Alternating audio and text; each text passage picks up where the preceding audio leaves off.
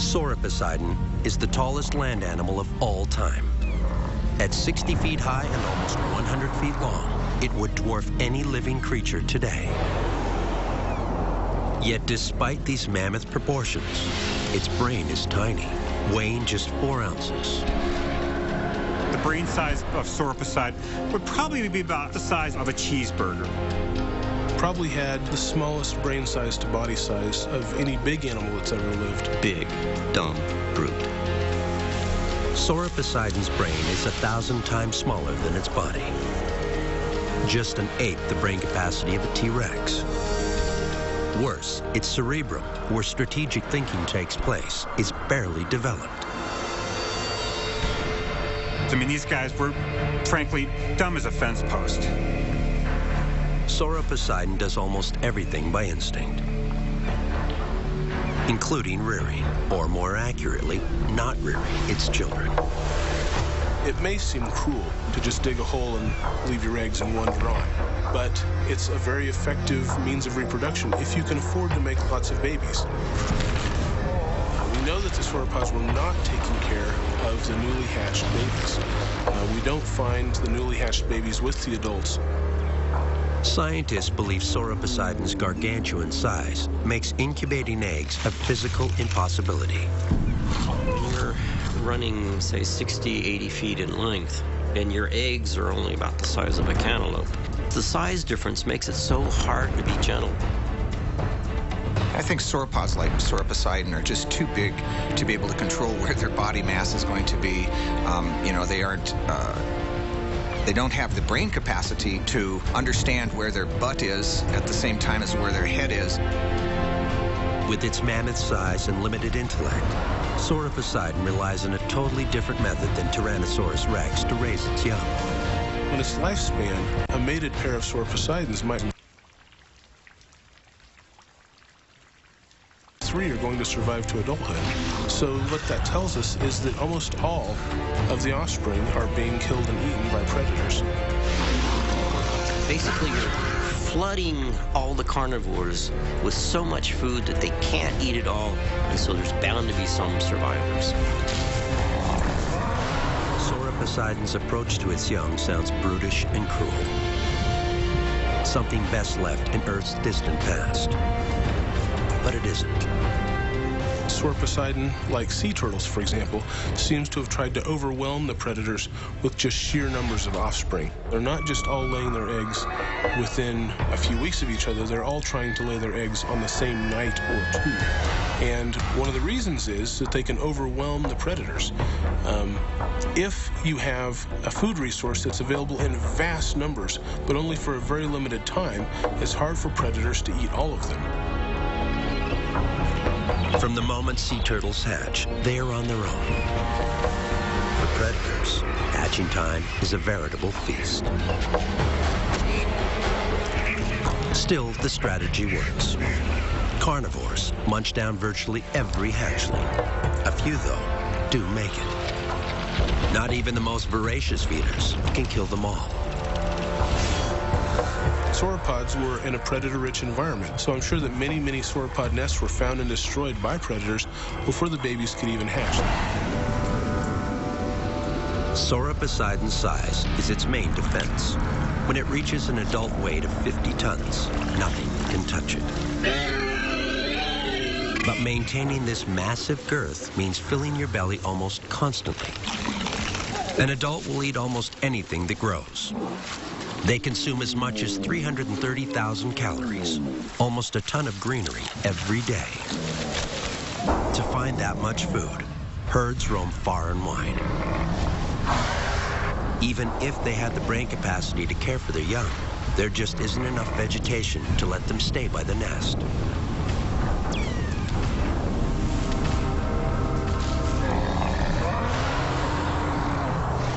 How much of your resources do you put into reproduction, to producing the next generation? And it's always a trade-off. If you put in a lot of parental care, then you don't have the resources to make lots and lots of babies.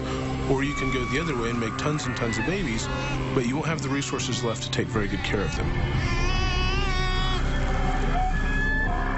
Taking care of offspring requires not only brain power, but also well-developed senses. Sauroposeidon has neither. Its eyes are separated, located on each side of its head, so it has no ability to judge depth. Its small brain has just rudimentary centers of sight and smell. And its hearing is severely limited, as the cochlea duct inside the inner ear is tiny. Sauroposeidon probably had a brain about the size of a kitten's because it was not, unfortunately, a very smart animal. It didn't have to be. It was a food processing plant. Sauroposeidon's 5 senses are little more than a life support system for the biggest stomach the world has ever known. For a hatchling, the situation is even more dire. They lack even the most basic early warning system. The danger is present. Herbivores are growing much faster than the carnivores. If they don't grow fast, they get eaten. Still, it will be a decade or more before this Sauroposeidon is big enough to join the herd. And it will spend all those years alone. So where are the smaller animals? What did the sauropods do until they were a third grown? They weren't moving with the herd. They were probably hiding out in the forest, trying to eat as much as they could, get as big as they could, as fast as they could, so that they could join the herd. That's the best defense. It doesn't matter what else you're equipped with, whether you have horns or armor or whatever. The best defense is always to get big. And if you're a sauropod, you've got nothing else. So getting big is the only game in town. But for Sauroposeidon, every day spent growing up is a day trying to keep out of the sights of this guy. Deinonychus is a killing machine. Here was a creature that was small. It was fast. Deinonychus was really one of the most remarkable predators the Earth has seen. A three-dimensional fighter, a kickboxing dinosaur. The weapon that defines Deinonychus is a slashing 4-inch razor-sharp blade, kept upright during walking or running, constantly cocked, ready for a fight. This vicious claw can deliver 450 pounds of force and rotate almost 180 degrees. To eviscerate prey, Deinonychus uses both its hands and feet. These were animals that had weapons everywhere you go. A ridiculous amount of weaponry for an animal of its size. So clearly this is an animal that's evolved for whatever reason to be able to dish out a lot of damage for its size. For a juvenile Sauroposeidon, even a juvenile the size of a polar bear, Deinonychus means trouble. And a whole pack of Deinonychus means a whole pack of trouble. It's hard to imagine how Sauroposeidons survive in a world where they face down savage killers all alone. But they do survive, grow up, and one day become almost indestructible.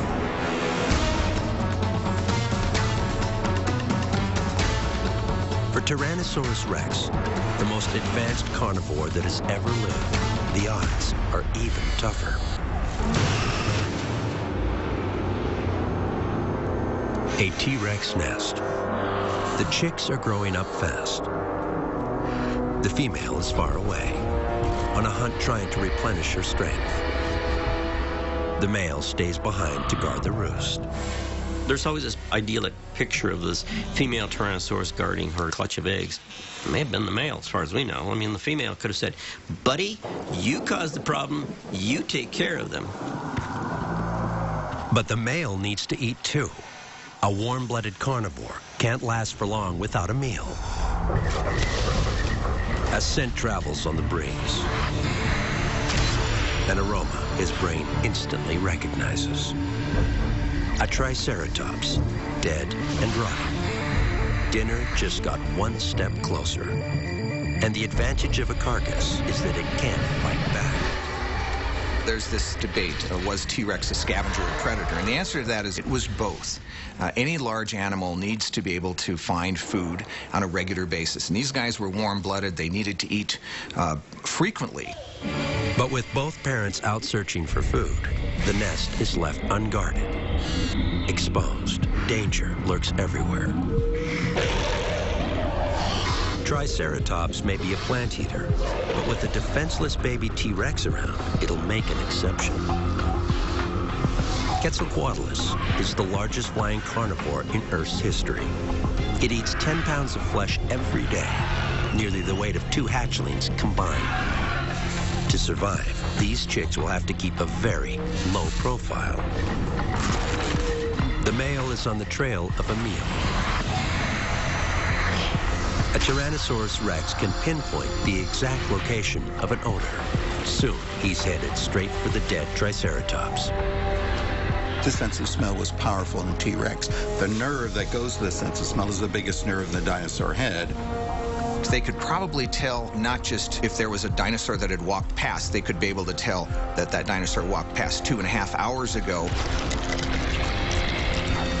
T-Rex's nose, like a laser guidance system, leads him directly to his target. What these advanced senses do not tell him, though, is how his Triceratops died in the first place. The answer to that question is found in the mouth of another T-Rex. It turns out this predator's massive jaws with their bone-crushing teeth able to bite down with enough force to bend steel are just the beginning. It's quite likely that the teeth of carnivorous dinosaurs have rotting meat, little bits of it caught in their teeth, and therefore a lot of bacteria, and therefore an infectious bite. The bacteria would have given T-Rex permanent morning breath. There'd be many reasons you would not want to be around the mouth of a T-Rex, and smell would have been one of them. That bacteria means a bite. Any bite that draws blood can cause a life-threatening infection. Even if the animal managed to survive the wounds generated from the bite, the prey dinosaur would get weaker and sicker, and the predator could then hunt it down and kill it. Chomped by a T-Rex, and you're going down, be it now or later.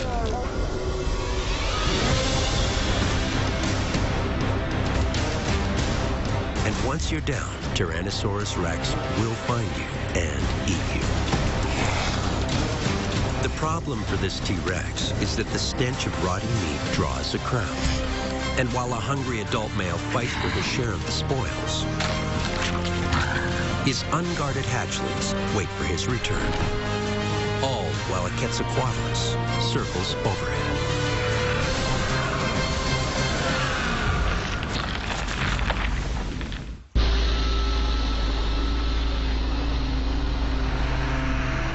The cosmos has always fascinated me.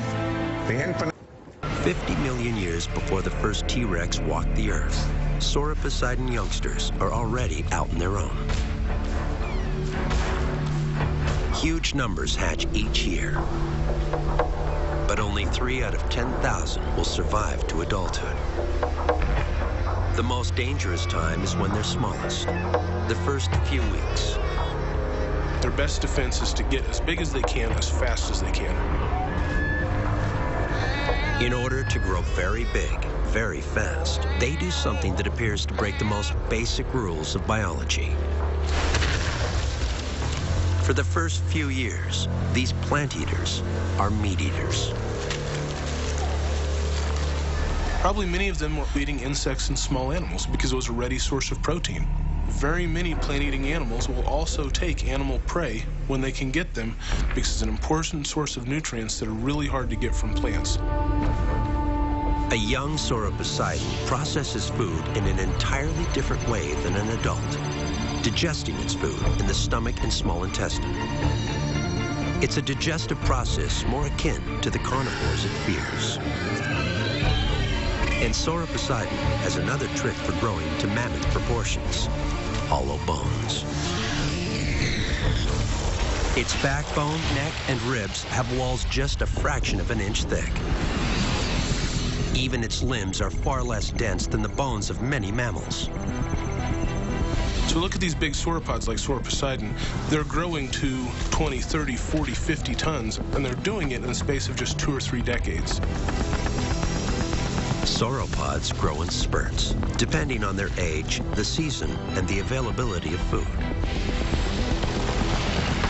We know this because their growth is recorded as rings, just like rings in a tree trunk. For the first few years of a Sauroposeidon's life, predators are at every turn. One of the most common, Deinonychus, is also one of the most deadly. Cunning. Definitely cunning. Big brain. Smart.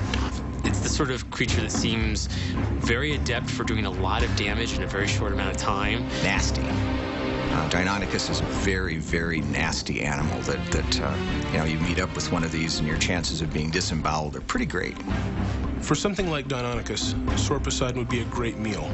For the herbivore Sauroposeidon, death by Deinonychus is neither pleasant nor painless. It's a kill not unlike today's hyenas, one of the Serengeti's most effective predators. When hyenas bite through the gut of antelope, it just stops. It's functionally dead. While juveniles fight it out in the woodlands, adult Sauroposeidon are, as always, foraging for food. With their tiny brains, they live in a world of oblivion, seemingly unaware of the fate of their offspring.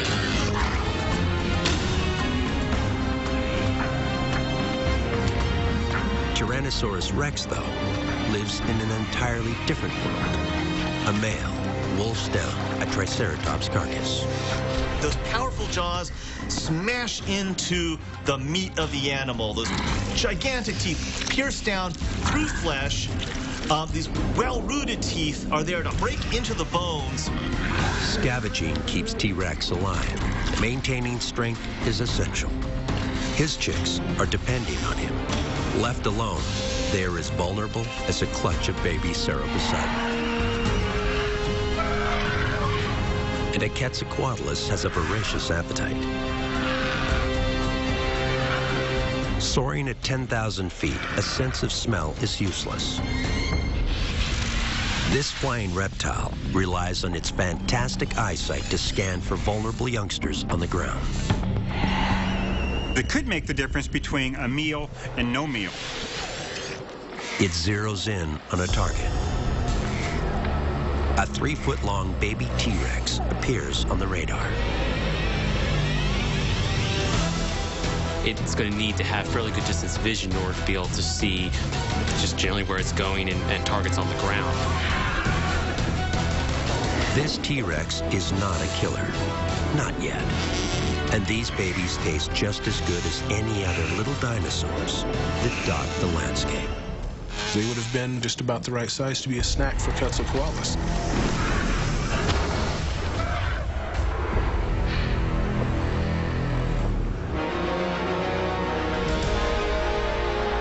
Luckily, just as this massive flying reptile approaches the nest, the male senses trouble.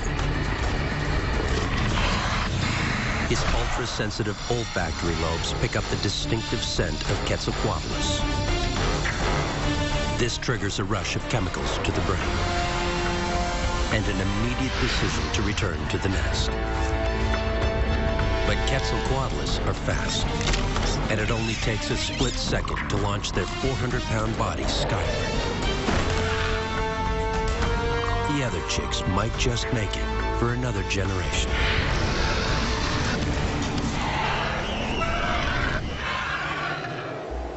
Dinosaurs ruled the Earth for millions of years. They grew to almost unimaginable sizes, adapted to extreme environments all over the globe. These animals were very successful and really some of the crowning achievements of evolution. And they do it all without much brain power. Dinosaurs didn't need to solve quadratic equations. They didn't need to play chess. They didn't need to learn how to build rockets that go to the moon. what they needed to do was do the things dinosaurs do. You really only need to be as smart or smarter than the animals that you're around. These are animals that need to respond to threats, be able to guard their young, might need to be doting parents in many cases, might need to be able to find distant resources, but they don't necessarily need to comprehend philosophy. The armored dinosaurs in general, and Ankylosaurus is no exception here, were not bright dinosaurs. Probably one of the dumbest dinosaurs that ever lived. Their brains are really small for the size of their heads and their bodies. Dinosaurs have just one job: successfully operate the advanced machines that dinobodies have evolved into. And this is a job they do extremely well. They would have seen and smelled and heard the world in ways that far exceed what we're able to do. And in a way, that's a lot of brain power, just a different kind of brain power. For dinosaurs, brain power, carefully honed physical traits, and instinct itself all work together. The result: dinosaurs survived for over 165 million years, 800 times longer than we've been on the planet. They were on this planet for more than 100 million years, and these guys were very successful, and they only went out because of extraterrestrial causes. It took a meteor to wipe out the dinosaurs, a fact that speaks to their incredible staying power. With their magnificent bodies and tiny brains, dinosaurs were success stories like no other creatures the planet has seen before or since, including the human race.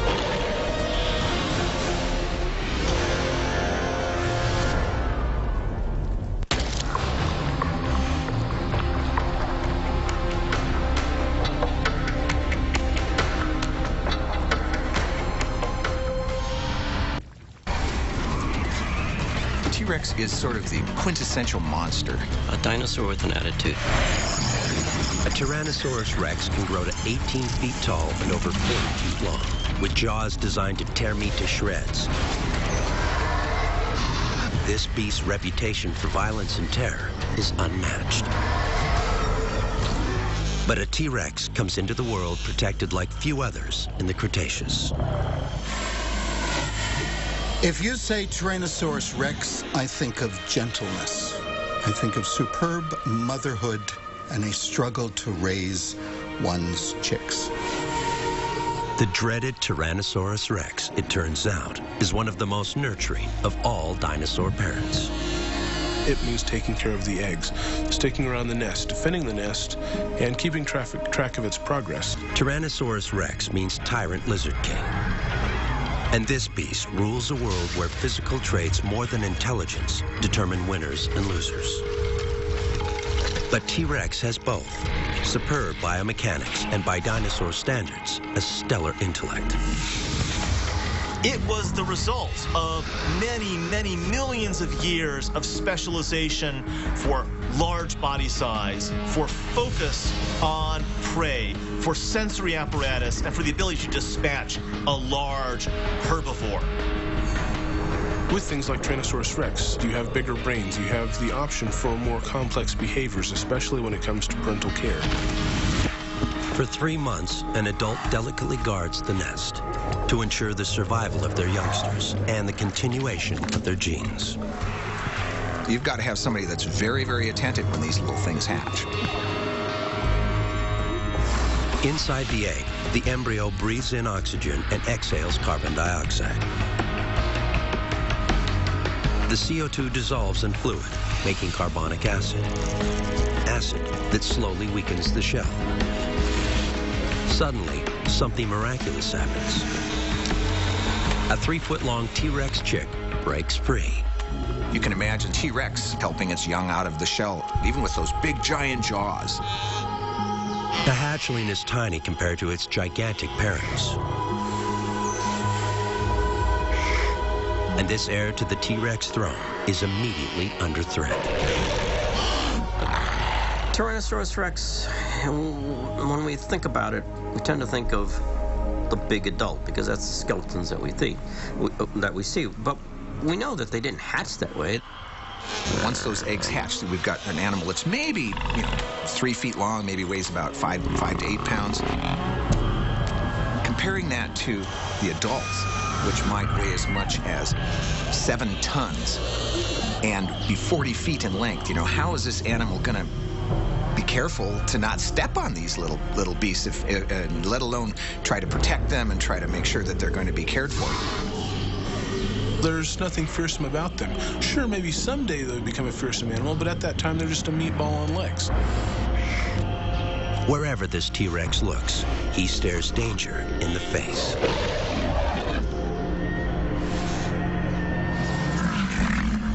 There were crocodiles, medium, large to gigantic, that could plop down, swallow baby T-Rexes like maraschino cherries.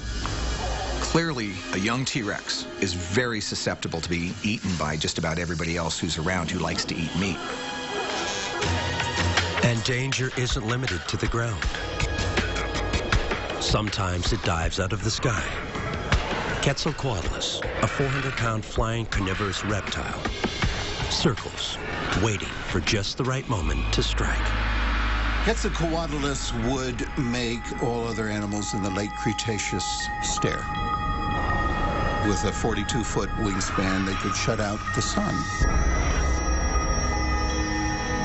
One tool that makes this flying reptile so effective is a highly advanced eyeball. Its eyes are built like a hawk's and are able to see with 4 times the clarity of a human eye.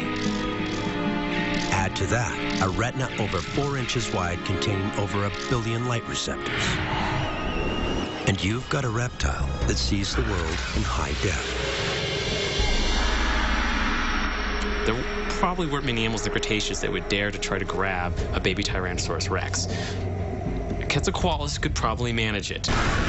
You see a stork on the Nile today eating a baby crocodile, and you can imagine in your mind Quetzalcoatlus eating a baby tyrannosaur 65 million years ago. I never know how well Tyrannosaurus could count, but I imagine Mom would be a little bit perplexed when suddenly she was down to 5 instead of 6, and there was no sign of where it had gone. For a baby Tyrannosaurus Rex, danger lurks everywhere, but at least he has a fighting chance. For Sauroposeidon, it's another story altogether. They are born defenseless, and worse, they are born alone. If you want to have intensive parental care, you can only take care of a limited number of offspring. If you want to have lots of offspring, you have to have little or no parental care. And sauropods took that route. From birth, Sauroposeidon is in a race for survival. For every 3,000 hatchlings, only 1 will make it to adulthood. And to become that one survivor, it must fend for itself for years. For this future behemoth, there's just one rule: grow or die. When we look at sauropod track sites, where we have tracks of hundreds of individuals all together, there's a curious thing. These big groups of sauropods always include only the adults and the animals down to about 1/3 of full size.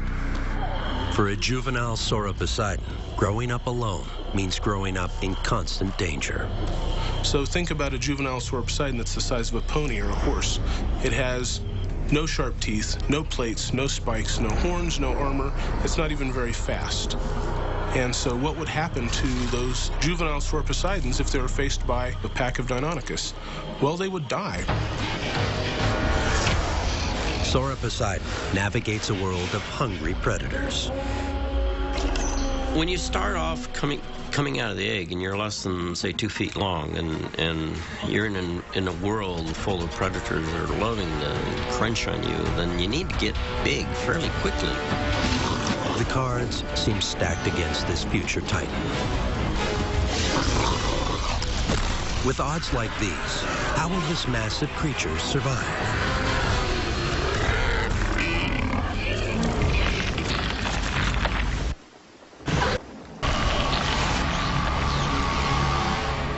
Tyrannosaurus rex, a skull almost 5 feet long, up to 60 serrated teeth. able to cover 15 feet in a single stride. This is one of the biggest carnivorous dinosaurs ever to walk the earth. T-Rex has bone-crushing teeth. They're huge. They have 2 or 3 or 4 times the strength for the body size of any other meat eater. Yet a T-Rex is born into a world of enemies.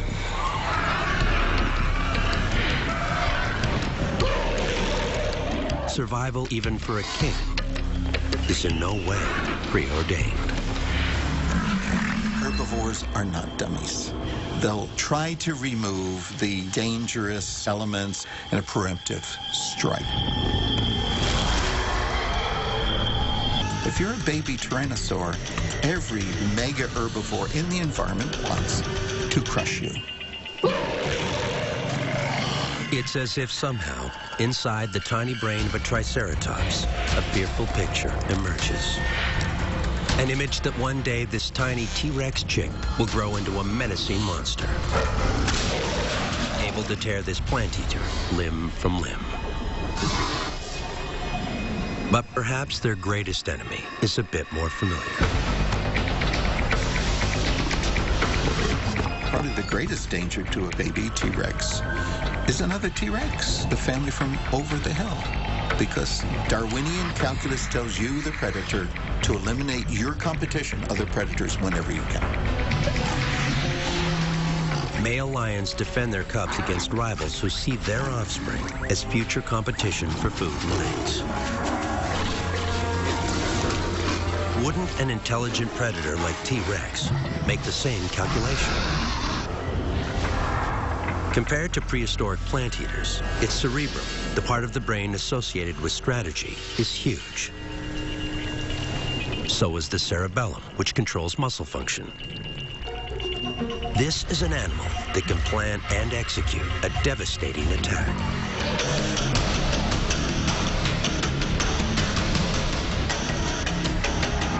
It's a behavior hardwired into the brain. If you're trying to increase your evolutionary advantage, the best thing you can do is get more offspring into the future generation. And one of the best ways you can do that is to take better care of the offspring that you produce. Laying eggs nearly depletes a female. She needs nourishment to stay strong, and nourishment means meat. While she searches out her next meal, the male stays behind to guard the nest. Luckily, a Tyrannosaurus rex on the hunt is guided by some of the keenest senses in the Cretaceous. Its eyesight would actually have been very, very good. The eyes of a T-Rex are gigantic, the size of softballs. A large retina collects more light, more visual information. The result, T-Rex can clearly see prey from as far away as 4 miles. Critically, both eyes face forwards, and their line of sight overlaps. So each eye looks at the same object from a slightly different angle. That means T-Rex can experience the world in 3 dimensions. There's very little in the environment of T-Rex that would escape its attention. For a hunter, hungry after months of growing her eggs, making a kill may mean the difference between life and death. Ankylosaurus is an herbivore, but it's a tank of a reptile covered in steel-tough armor. T-Rex 3D vision pulls this animal clear of the background. Could this plant eater be dinner?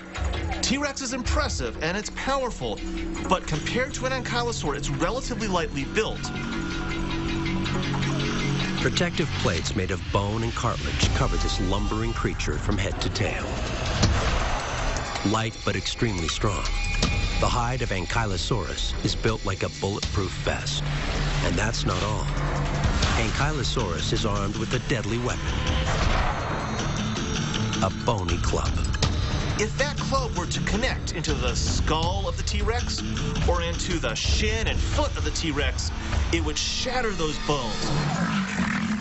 I think that one good blow by the tail club would be enough to deter this Tyrannosaurus. Ankylosaurus are plant eaters, yet they're designed to kill. Even a Tyrannosaurus Rex would have to be at the top of its game to bring one down. T-Rex has a refined array of senses that just might lead the way directly to a meal. An acute sense of smell, for one. Behind the nostrils are large cavernous chambers lined with sheets of sensory tissue able to detect odors. The olfactory bulbs transmit that information back to the brain. One of the big surprises was the size of the olfactory bulbs, part of the brain associated with processing information about smells in the environment. To increase the number of odor detectors, the area containing sensory tissue is designed like a radiator. A T-Rex can pick up the slightest whiff of meat as it faintly walks across the landscape. T-Rex had a sense of smell equivalent to 100 bloodhounds all duct taped together. They certainly had the largest olfactory lobe of any animal living or extinct on this planet. A super sense of smell is a hunter's dream. From a substantial distance, a T-Rex can zero in on prey or pick up their hatchling's distinct scent. And when you look into the face of a T-Rex, something else becomes obvious. The nostrils are a full 10 inches apart. But why? It means T-Rex can smell in stereo. This carnivore can triangulate an odor, pinpoint its exact source. T-Rex could walk into a crowded auditorium and in a few seconds identify every single person and creature by its own idiosyncratic odors. This female is desperate to eat. She picks up the scent of a meal. But it's the scent of an animal all but the strongest tyrannosaurs prefer not to mess with.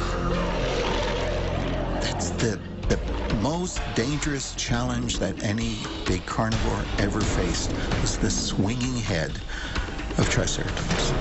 It's like a gigantic white rhinoceros on steroids. 26 feet long and 10 feet tall, a full-grown Triceratops can reach 6 tons in weight. If there's an animal whose scent would frighten a T-Rex, it's Triceratops. T-Rex is well aware of the risks. Its cerebrum has information stored from previous contacts. It knows the danger ahead.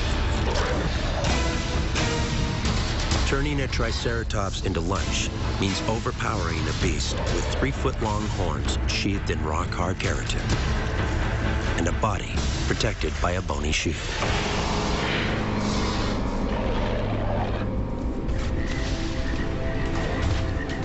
But possibly, the survival of her genes for another generation might be just one fight away.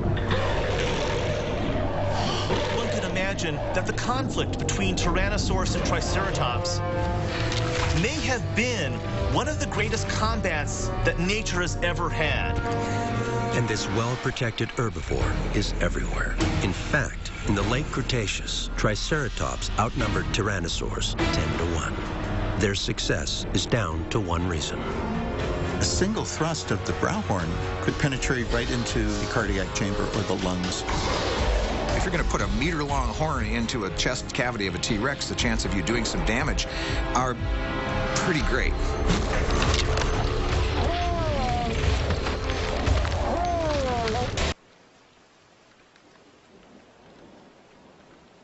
Stabbed in the eye. Triceratops, an herbivore, gets the best of the king of Cretaceous. The key element for any predator is to go in, make the kill, get what they need, and do it without injuring themselves. For a carnivorous predator, losing an eye could be fatal. Chicks are guarded only by the male. Overhead, a Quetzalcoatlus senses blood. On the ground, one parent is down, and the other faces starvation. For a baby T-Rex, it seems the situation couldn't get much worse.